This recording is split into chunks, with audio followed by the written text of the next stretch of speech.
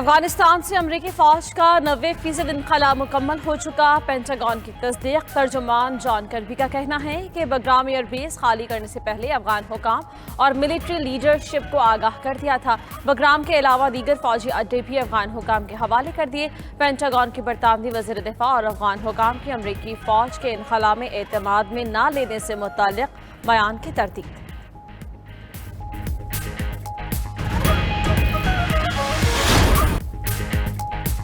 पाकिस्तान की तरक्की के लिए बलूचिस्तान में अमन इस्तेहकाम नागुज़ीर है। सिक्योरिटी फोर्सेज अमन खुशहाली के दुश्मनों को शिकस्त देने के लिए पुरअज़्म है। आर्मी चीफ का बलूचिस्तान से मुताल्लिक़ कौमी वर्कशॉप के शुरका से खिताब। कहा, मुश्किल से हासिल करदा अमन के सबरात समेटने का वक्त है। देर पर इस्तेहकाम के लिए अवामी फलाह, समाजी और इक़्तिसादी तरक्की को तरवीज देना होगी। फौज दीगर इदारों के साथ कौमी और सूबाई रद्द-ए-अमल यकजा बनाने में मसरूफ़ है। कुलभूषण जाधव के बाद दूसरा सबसे बड़ा दहशतगर्दी का नेटवर्क था इंडिया का, जो पाकिस्तान में एक्सपोज हुआ है। और इसके साथ साथ हमने अल्हम्दुलिल्लाह बलूचिस्तान में भी जो भारत की एक टेररिज्म नेटवर्क था उसको बड़ी कामयाबी से तोड़ा है। नाराज बलूचिस्तान के या कौमपरस्त थे जो बरह रास्त लिंक्ड नहीं थे, उनके साथ मुज़ाकरात के लिए, बातचीत के लिए एक बाकायदा प्लान के ऊपर काम शुरू कर दिया गया है। बलूचिस्तान में नाराज अनासर से बातचीत के लिए प्लान पर काम शुरू। विफाकी काबीना के इजलास के बाद वज़ीर इत्तलाआत फवाद चौधरी की मीडिया को ब्रीफिंग। कहा, जो भारत से बराह रास्त राब्ते में थे उनसे मुज़ाकरात नहीं होंगे। लाहौर धमाका कुलभूषण के बाद सबसे बड़ा वाक़या है, तफसीलात सामने लाएंगे। डोजियर पर काम जारी है। अफगानिस्तान के हालात खराब हुए तो पाकिस्तान पर मुहाजिरीन का बोझ बढ़ेगा।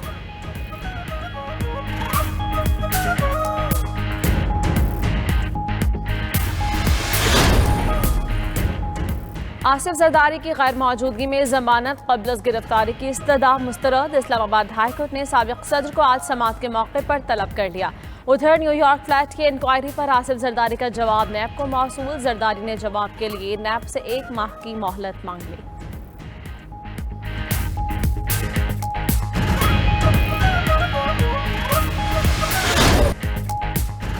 पाकिस्तान और चीन आयरन बरदार बुनियादी मफादात के लिए एक दूसरे के मददगार हैं। वज़ीर-ए-आज़म इमरान खान का चीनी कम्युनिस्ट पार्टी की 100 साला तक़रीबात के सिलसिले में वर्चुअल कॉन्फ्रेंस से खिताब। कहा, CPEC BRI का फ्लैगशिप मंसूबा है। PTI लोगों को बराबरी की बुनियाद पर इंसाफ फराहम करने पर गामजन है। चीन ने नौ आबादियाती निज़ाम में जकड़ी अक़वाम को निकलने का हौसला दिया।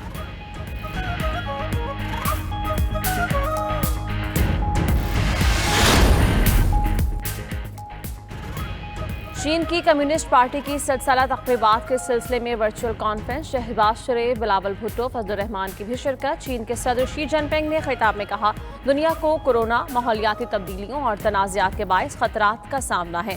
दूसरे ममालिक की तरक्की में रुकावटें खड़ी करने वालों को नाकामी होगी। दहशत गर्दी से निपटने के लिए ताआवुन बढ़ाने की ज़रूरत है।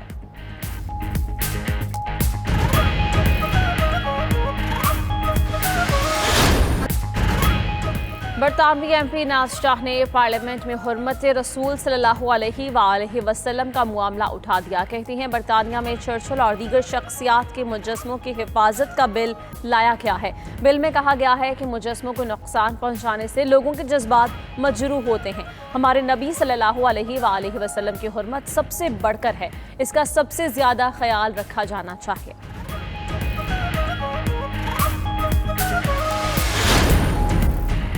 तालीम मौजूदा हुक्मरानों की तरजीह नहीं है। चेयरमैन एप्स प्रोफेसर चौधरी अब्दुल रहमान की हाट टॉक पाकिस्तान में गुफ्तगू। कहा, लोग दफातर के चक्कर लगाकर जलील हो रहे हैं। तालीम के लिए कावानीन नहीं बनाए जा रहे। 3 साल में हायर एजुकेशन के 14 सेक्रेटरी तब्दील हो चुके। साबिक वज़ीर तालीम इमरान मसूद ने कहा, उनके दौर में तालीमी स्ट्रक्चर पर पैसे लगाए गए। वज़ीर की दिलचस्पी हो तो अफसर फाइल नहीं रोक सकता।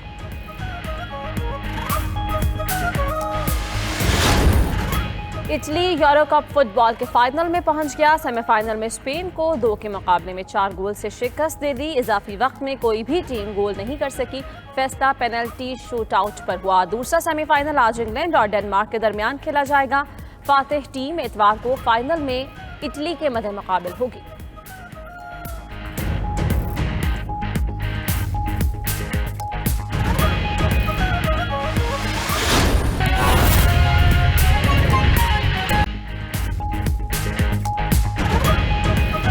بسم اللہ الرحمن الرحیم، السلام علیکم۔ 92 نیوز کے ساتھ میں ہوں انزلہ عرفان۔ ہیڈ لائنز آپ جان چکے ہیں، بلیٹن کے آغاز میں اہم خبر آپ کو دیں گے۔ ناظرین، بھارتی لیجنڈ اداکار دلیپ کمار 98 برس کی عمر میں انتقال کر گئے ہیں۔ بھارتی میڈیا کا بتانا ہے کہ دلیپ کمار کچھ عرصے سے ممبئی کے اسپتال میں زیر علاج تھے۔ 30 جون کو لیجنڈ اداکار کو انتہائی نگہداشت وارڈ میں منتقل کیا گیا تھا۔ دلیپ کمار نے ہالی ووڈ پر 60 سال تک راج کیا۔ دلیپ کمار پشاور کے محلہ خداداد میں 11 دسمبر 1922 کو پیدا ہوئے تھے۔ بھارتی لیجنڈ اداکار دلیپ کمار 98 برس کی عمر میں انتقال کر گئے ہیں۔ بھارتی میڈیا کا اس حوالے سے بتانا ہے کہ دلیپ کمار کچھ عرصے سے ممبئی کے اسپتال میں زیر علاج تھے اور 30 جون کو انہیں انتہائی نگہداشت وارڈ میں منتقل کر دیا گیا تھا، جہاں ان کا علاج جاری تھا۔ دلیپ کمار نے بالی ووڈ پر 60 سال تک راج کیا۔ دلیپ کمار پشاور کے محلہ خداداد میں 11 دسمبر 1922 کو پیدا ہوئے تھے اور اب 98 برس کی عمر میں انتقال کر گئے ہیں۔ اور بھارتی میڈیا کا اس حوالے سے بتانا ہے کہ دلیپ کمار کچھ عرصے سے ممبئی کے اسپتال میں زیر علاج تھے اور 30 جون کو انہیں انتہائی نگہداشت وارڈ میں منتقل کیا گیا تھا، جہاں ان کا علاج جاری تھا۔ دلیپ کمار نے ہالی ووڈ پر 60 سال تک راج کیا۔ ناظرین، سندھ بھر میں 10ویں جماعت کے امتحانات جاری ہیں۔ دوسرے پرچے میں بھی نقل عروج پر رہی۔ حل شدہ پرچوں کے ساتھ ساتھ واٹس ایپ پر بھی طلباء کے لیے کھلے عام پرچے حل کرنے کی سہولیات موجود تھی۔